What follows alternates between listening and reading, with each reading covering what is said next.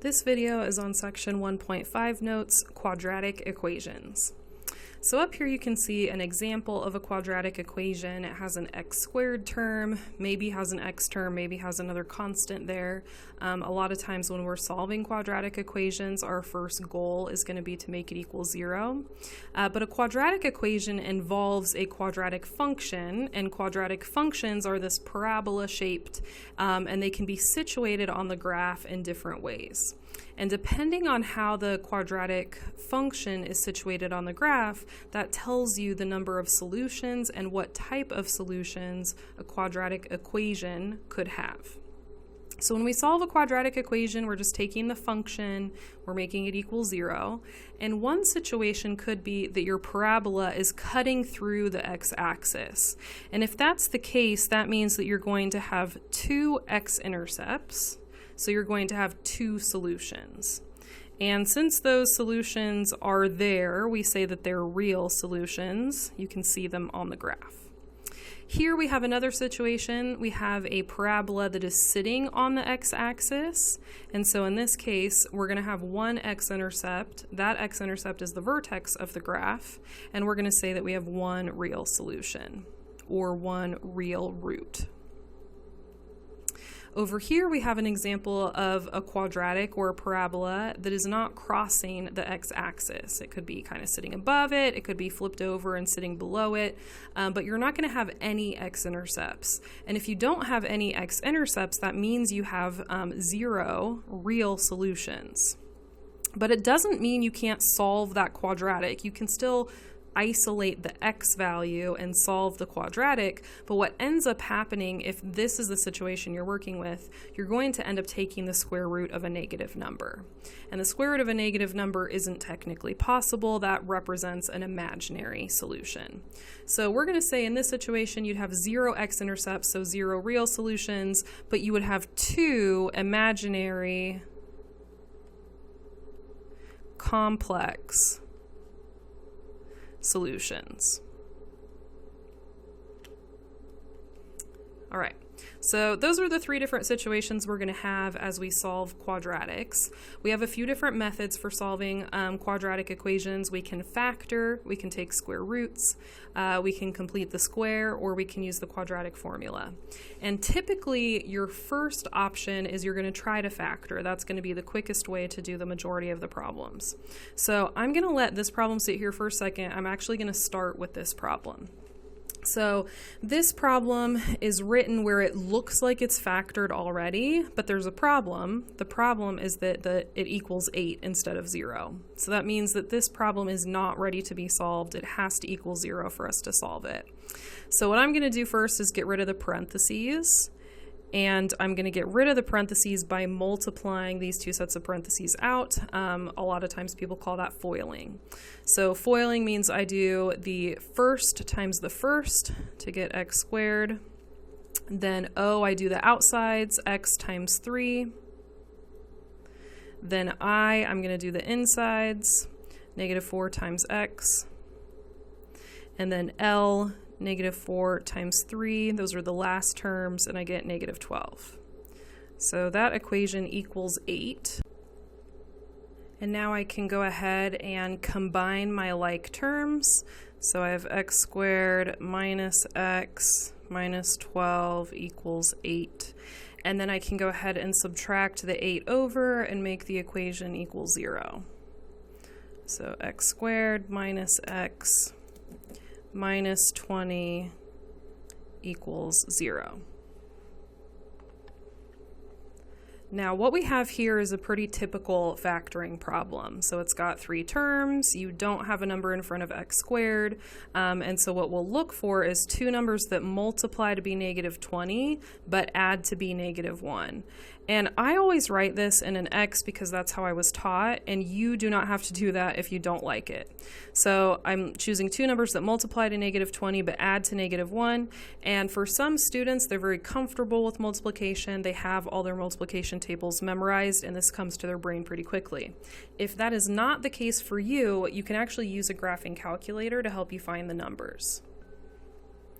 So what you'll do is you'll take your graphing calculator and press the y equals button, And we're looking for the numbers that multiply to negative 20. And so I'm going to type negative 20 divided by, and I'm going to put an X in there. And this is the X button right here, right next to the green button. So X, negative 20 divided by X.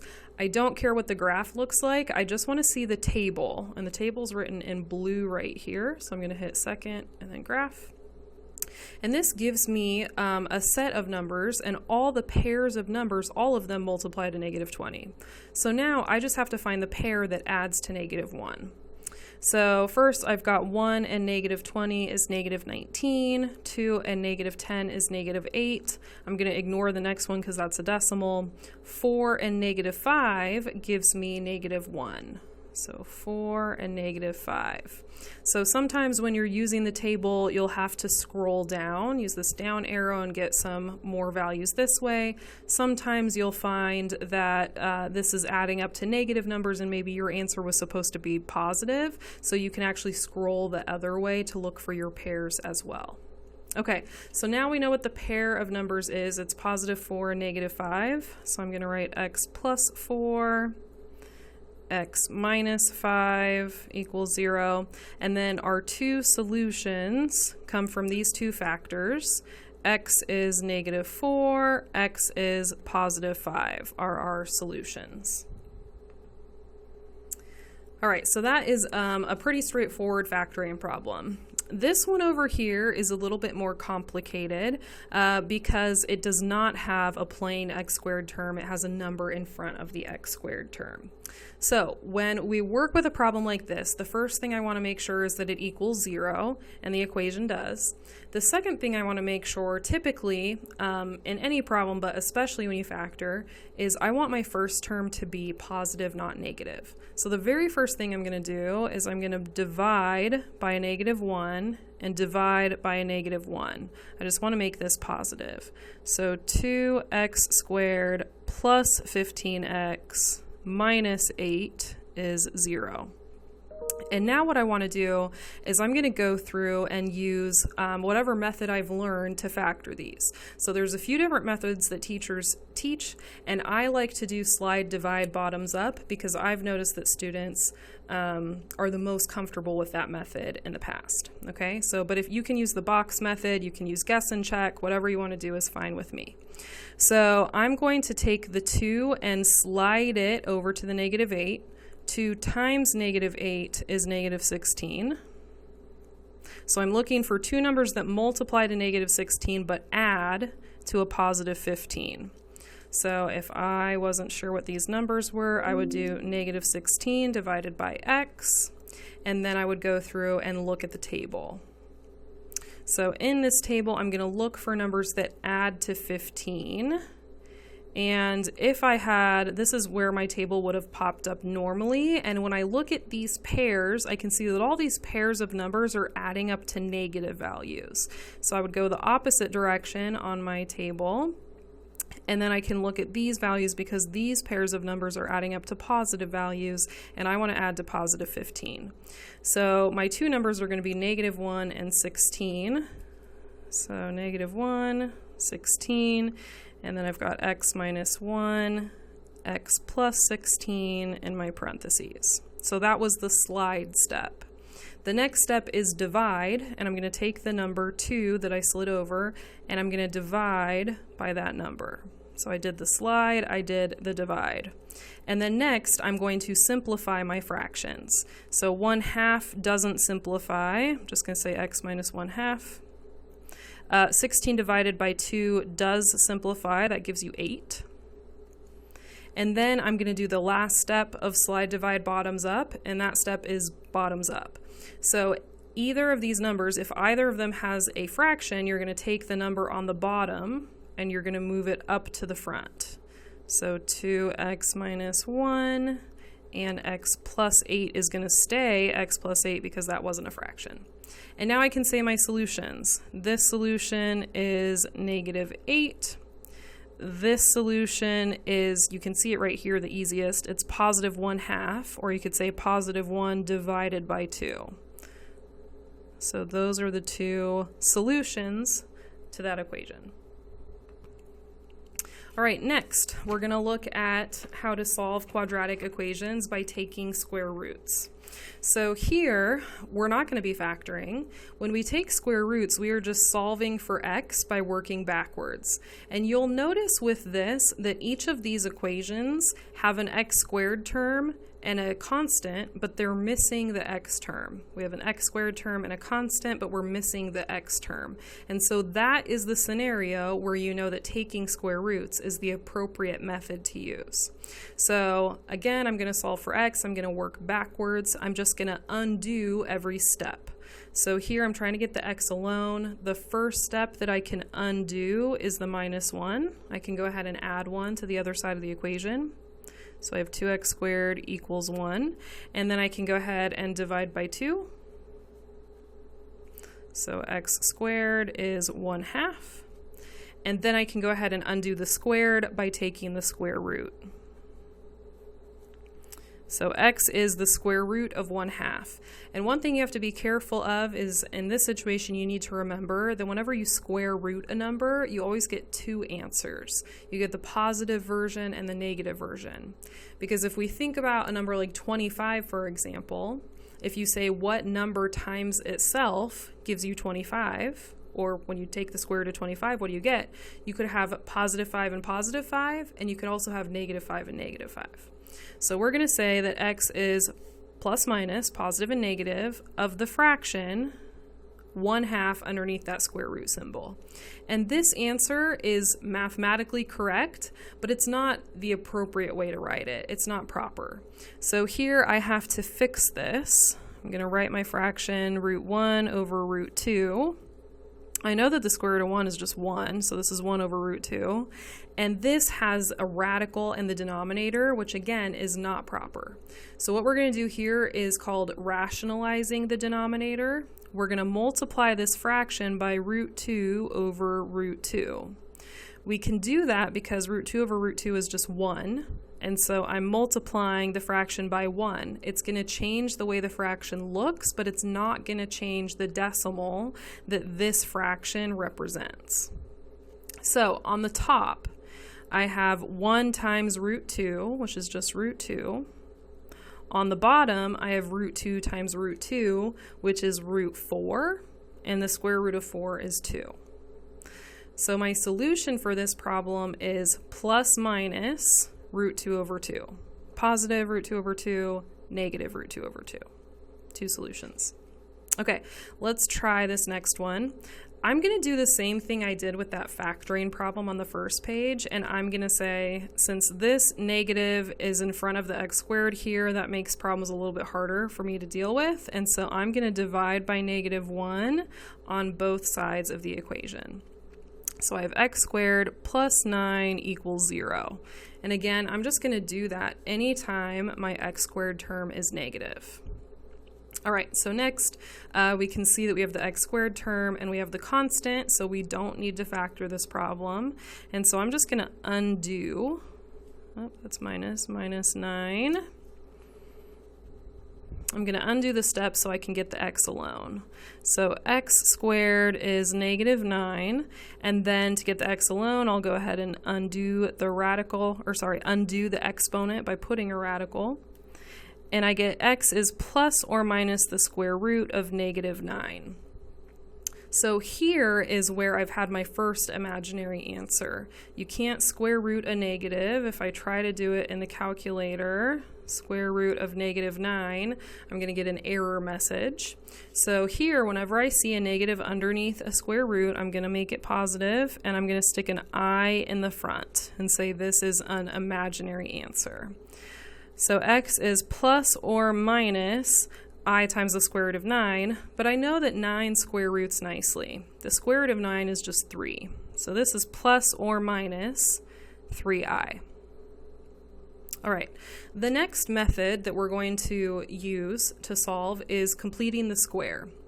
So we did this already in section 1.3 when we talked about finding the center of circles. And so we're going to do it again now, but we're only going to have one variable. However, this is going to be a little bit more difficult than those problems when we found the center of a circle, we completed the square in a circle because we're going to have some numbers in front of the squared term, and we didn't have that before. So this first problem is pretty straightforward. They already have the constant moved to the right side, and so the first thing I'm going to do is just rewrite this and put a blank. Now I can go through and I can take my middle term, I'm going to divide it by 2, and then I'm going to take that number and I'm going to square it. So -8 divided by 2 is -4, -4 squared is 16. So 16 is the number that completes the square. So I'm going to put 16 in the blank, and then since I added 16 to the left side of the equation, I'm going to add 16 to the right side of the equation. So now on the left side, I have something in parentheses squared, and on the right side, I have 1. -15 plus 16 is 1. So on the left side, I'm going to go back to my parentheses. I know that the variable here is x, and then whatever I get when I divide by 2, that's what goes in the parentheses. So -4. All right, now I can just go through and solve this like I'm, undoing everything that's around the x. So I can't add 4, that's protected by the parentheses. So I'm going to go ahead and square root as the first step. So I have x minus 4 equals the square root of 1, but this is plus minus. I have to be careful about that. Plus minus the square root of 1. And 1 is a number you can square root, and so I'm going to say x minus 4 is just plus or minus 1. All right, and now I can isolate x. I can just add 4 to the other side. So x is plus or minus 1 plus 4. So if I do the positive version, I have positive 1 plus 4, which gives me 5. If I do the negative version, I have negative 1 plus 4, which is 3. And those are my solutions. All right, now if I do this problem over here, then the very first thing I'm going to do on this one is get rid of that negative. So I'm going to go ahead and divide by -1. Just like all those other problems we did in the other sections, if I have a negative in front of the equation with the x squared term, I'm just going to make it positive before I get started with the problem. So now, just like the previous problem, I want the constant to be on the right side. X squared plus 6x plus blank is -7. And then I can go through and take this term. 6 divided by 2 is 3. 3 squared is 9. And so 9 is the number that completes the square. So I'm going to add 9 here and add 9 over here as well. So now I have something in parentheses squared equals 2. And in the parentheses, my variable is x. And when I divide by 2, I get 3. So I'm going to write plus 3. And now I can go ahead and undo everything that's around the x. So I'm going to square root to undo the exponent. I get x plus 3 is plus or minus square root 2. And then I can go ahead and subtract the 3 over to the other side. So x is plus or minus root 2 minus 3. Or if you wanted to write those answers separately, you could say positive root 2 minus 3 and negative root 2 minus 3. All right, the last completing the square problem has a number in the front. Now, in this situation, it is possible to treat this kind of like we treated this problem, but instead of getting rid of a negative in the front, we'd be dividing by 4. It is possible to do it that way. But I'm not going to teach it to you that way because later on in this course, we won't be able to do that for problems where we use completing the square as a method and we have a number in the front. So I'm going to teach you this way specifically, not because it's easier right now, but because it will prepare you for the future in this same class. Okay, so here we already have the constant on the right side, and over on the left side I'm noticing there's a 4 right here. So I'm going to go ahead and I'm going to factor the 4 out, but I'm going to leave it in the problem. So I'm taking out 4, that leaves me with x squared minus 8x. Now I'm going to put my blank. So I'm going to keep the 4 in the problem. I'm not going to divide it over to the right side.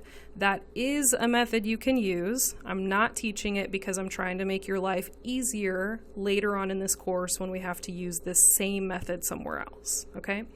So I took the 4 out. Now I'm going to go ahead and go through with the completing the square process. So I've got -8. I'm going to divide it by 2 to give me -4, and then -4 squared is 16. So 16 is the number that completes the square. Now this is where this problem gets weird. It looks like if I add 16 to the left side, I should add 16 to the right side, but I didn't just add 16. I added 16 to 4 squares. There were 4 squares that had to be completed, and 16 was added to the first one, to the second one, to the third one, to the fourth one. So I really added 4 times 16 to the left side of the equation. I don't know that off the top of my head. So 4 times 16 is 64. So if I added 64 to the left side of the equation, I'm going to add 64 to the right side of the equation. Okay, so now I've got 4 of the squares equals, and then over here, combine those and I get 20. In the parentheses, I have an x. When I divided by 2, I got -4, and so that goes in the parentheses. So that is the big difference in how you complete the square if you have a number in the front. It just makes this part over here a little bit weird. All right, now I can go through and undo everything around the x. So I'm going to divide by 4 first, and I get x minus 4 squared is 5, and then I can square root, and I get x minus 4 equals plus or minus the square root of 5, and then I can add 4. So x is plus or minus the square root of 5 plus 4.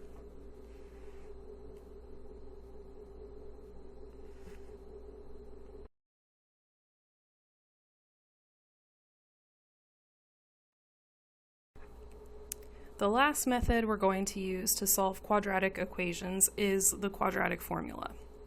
So here we have the quadratic formula. Just like in the previous problems, you need to get the x squared term, the x term, and the constant on one side and make the other side equal to 0. So a in the formula is the value in front of x squared, b is the value in front of x, and then c is the number that doesn't have a variable with it. And we're going to plug it into this formula, and that's going to help us solve for x. So when you are using the quadratic formula, you have the inside of the square root, b squared minus 4ac. This is known as the discriminant. And the discriminant can tell you a few things about how many solutions you have. So first, if you're taking the square root of a positive number, you're going to get 2 solutions. If that positive number is a perfect square, then your solutions are going to be rational. They're going to be whole numbers, they're going to be nice fractions. If the positive number you're taking the square root of is not a perfect square, then your 2 answers are going to be decimals. If the number underneath the square root, the discriminant, ends up being 0, then it's kind of like this part of the formula goes away, the plus minus, and you just have negative b over 2a. And what you're going to get there is just one answer, and that answer is going to be the vertex. And then last we have if underneath the square root sign you get a negative number, it means you have 0 real solutions, and instead of real solutions or x-intercepts, you have the imaginary solutions instead. So that's where we're looking out for this time, is the negative underneath the square root. All right, so solve each of the following using the quadratic formula. So here, x squared plus 8x plus 6, the x squared would have a 1 in front of it, but you don't actually have to write that 1.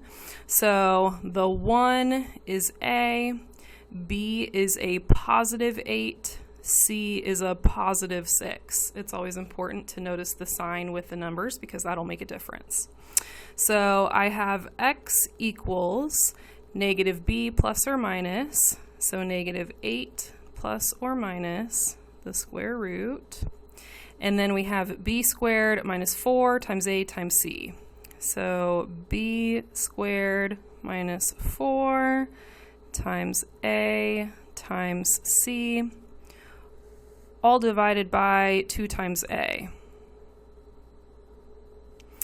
And when I do the quadratic formula, I write all the numbers first, and then I have the number in front, -8 plus or minus, and then on the bottom 2 times 1 is just 2. And this you can plug in, your discriminant, you can plug into your calculator all at once. Don't use the square root sign. Because sometimes this is an imaginary answer, and if it's imaginary, then your calculator just won't give you anything. So the squared button is right here on your calculator. 8 squared minus 4 times 1 times 6. You can plug in those parentheses, or you can just use the multiplication button. It doesn't matter. So this one is 40. All right, so if you had a negative underneath the square root, you'd be fixing it right now, and this example didn't have that. Next, we're going to go ahead and simplify this radical. So what we're going to do is we're going to write the answer twice. We're going to write the answer in exact form, where we have a radical in there, we have fractions, and then we're going to write the answer in approximate form, which is what you get when you plug it in the calculator and get your decimals. So over here, I'm going to break down the square root of 40. So 40 is 4 times 10, 4 is 2 times 2, 10 is 2 times 5. And so I have a pair of 2's and a leftover 2 and a leftover 5. So the pair of 2's goes to the front.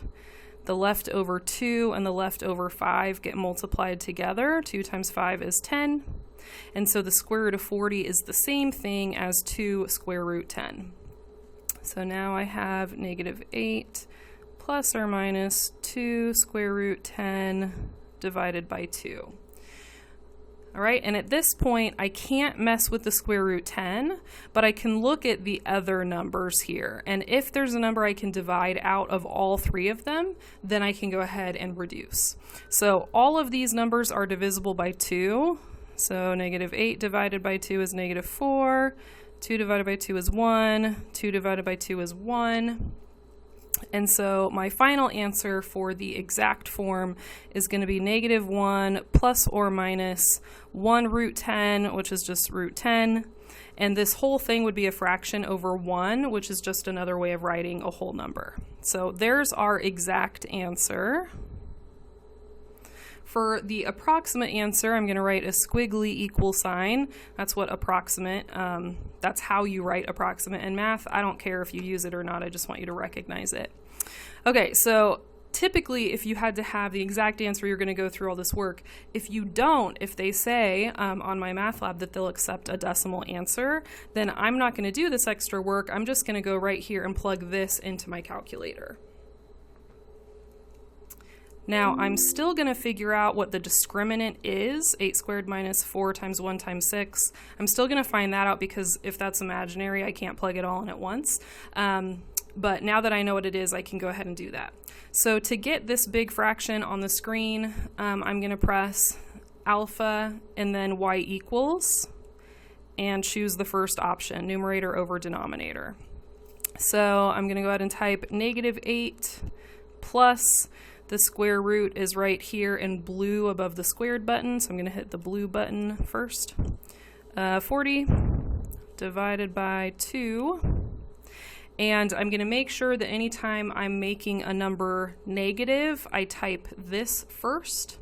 Anytime I'm subtracting numbers, I type the minus over here. So this is the negative button, this is the minus, and they're different and they look different on the calculator when you use them. The negative buttons are really short. It's a little bit high, it's not quite in the middle, and it's really short. The minus button would be a little bit longer. You'll see that in a second. Okay, so there's our first approximate answer. Now I'm going to go up here and highlight this and press enter so I can copy paste. I'm going to go back in there and put a minus, and there's, you can see the difference between the negative and the minus. The minus is in the middle and a little bit longer. All right, so my approximate answers are -0.838 and -7.162, looks like. Okay, let's try this next one. X squared minus 6x plus 11. So I know that A is 1, B is -6, C is +11. So x is negative b, the negative version of negative 6, negative b plus or minus the square root of b squared. I'm putting this in parentheses because with a negative, if you don't put it in parentheses when you square it, you'll get the wrong answer. So b squared minus 4 times a times c divided by 2 times a. The negative version of negative 6 is just positive 6. 2 times 1 is 2. And so this needs to go in the calculator. So negative 6 squared minus 4 times 1 times 11, negative 8. All right, so when I have a negative underneath the square root, the first thing I'm going to do is I'm just going to make that positive and then stick an I in the front of the radical. Now I can go through the rest of the problem.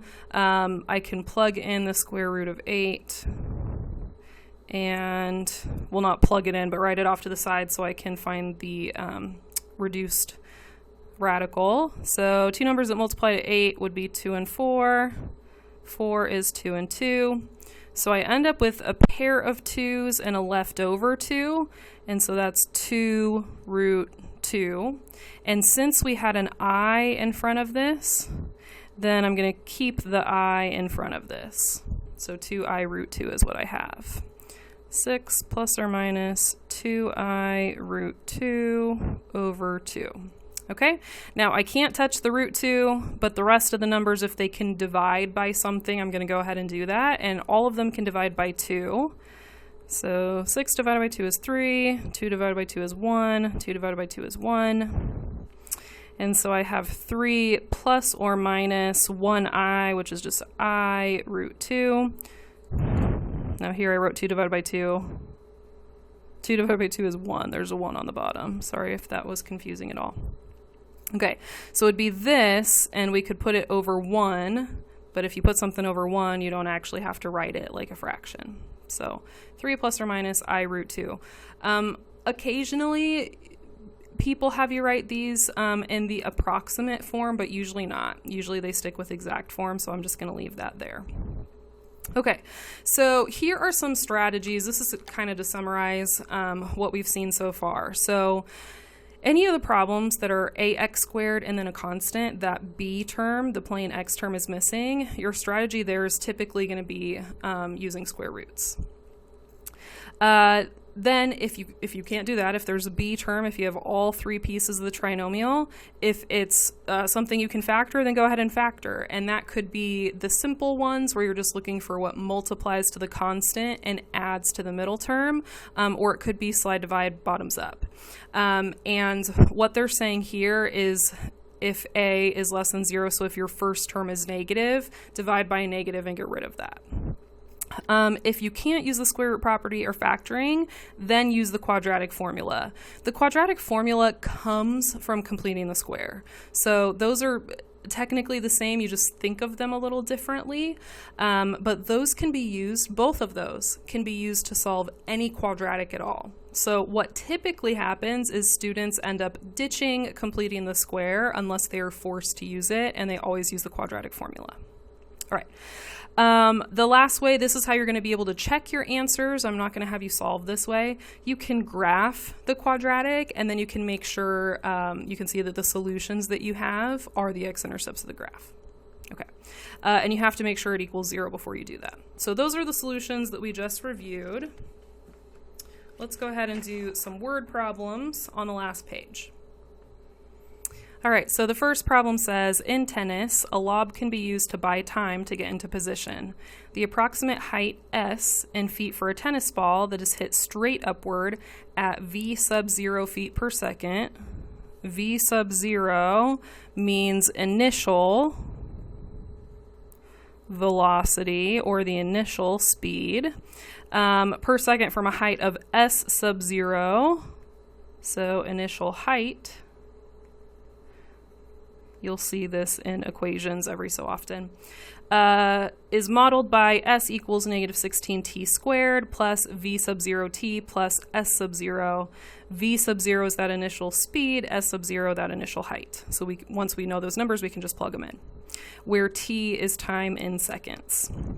So it says use the graph to estimate the time that it takes a ball to return to the court when it is hit straight upward with a velocity of 60 feet per second from a height of 5 feet.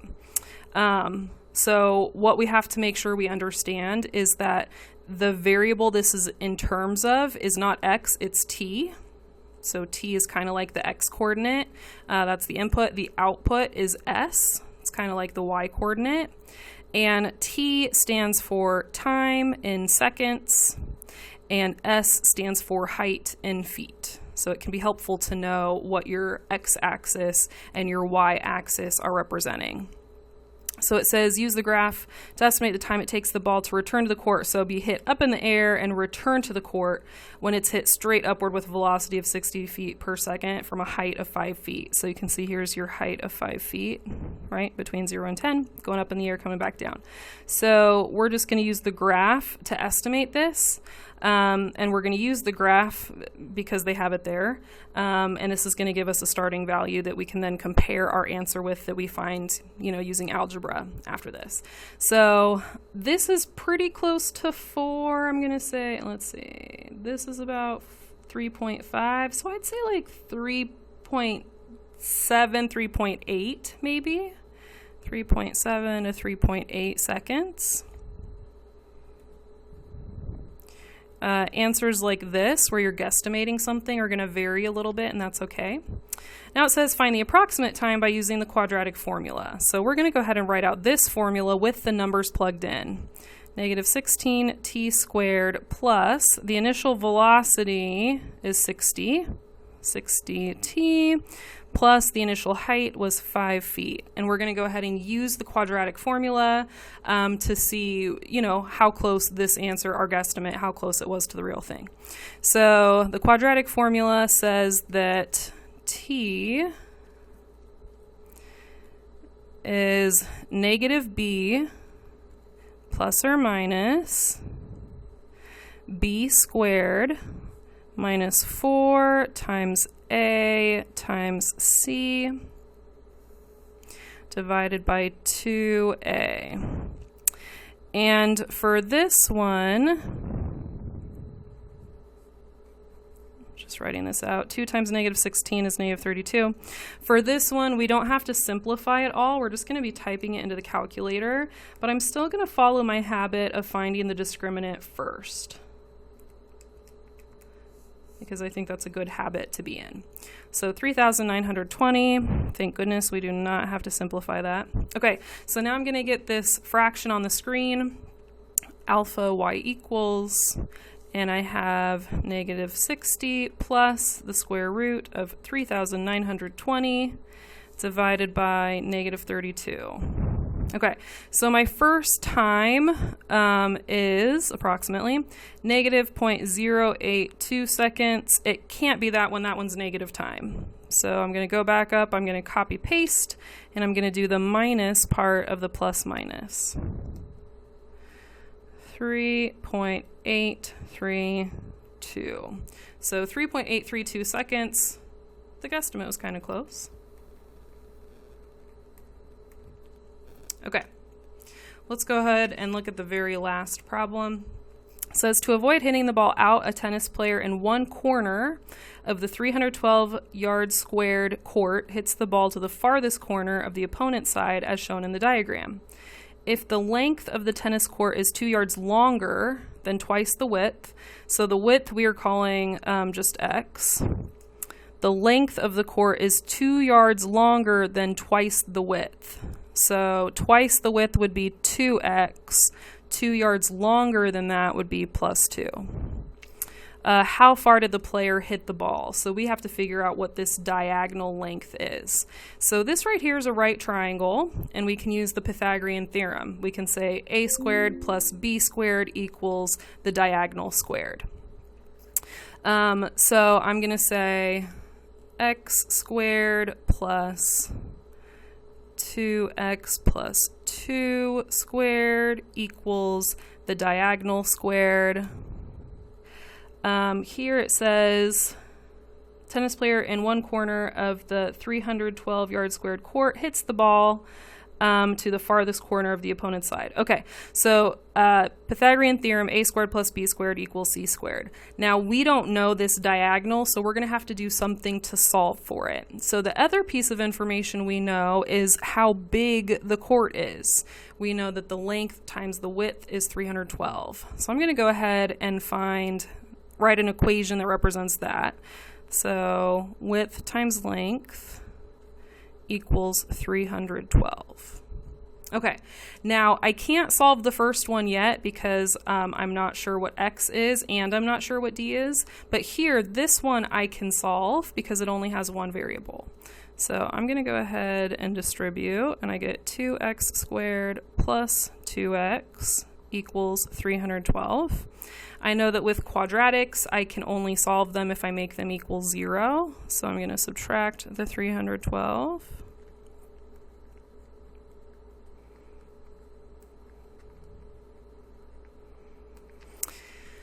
Now with this problem, this is factorable, but I don't know any students that would factor this. And so what I'm going to do is I'm going to go ahead and use the quadratic formula because I think that's what most students would do.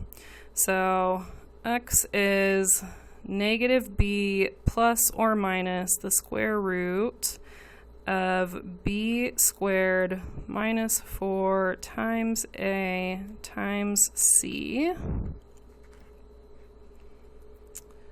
divided by 2 times a.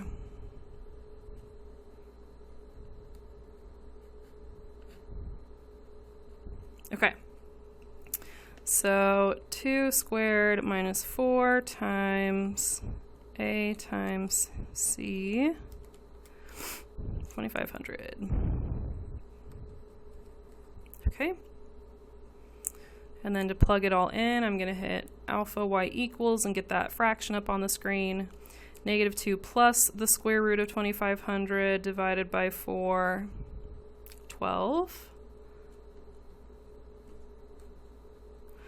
I'm going to plug it in again with a minus just in case there's another answer. Negative 13. We cannot have a negative width, and so it's definitely not negative 13. So the width is 12. The length is 2 times 12, which is 24. 24 plus 2 is 26. So our length is 26, our width is 12. So now we can go back up here and we can find the distance or the diagonal across this court to see how far the player hit the ball. So I'm going to say 12 squared plus 26 squared equals that diagonal or that distance squared.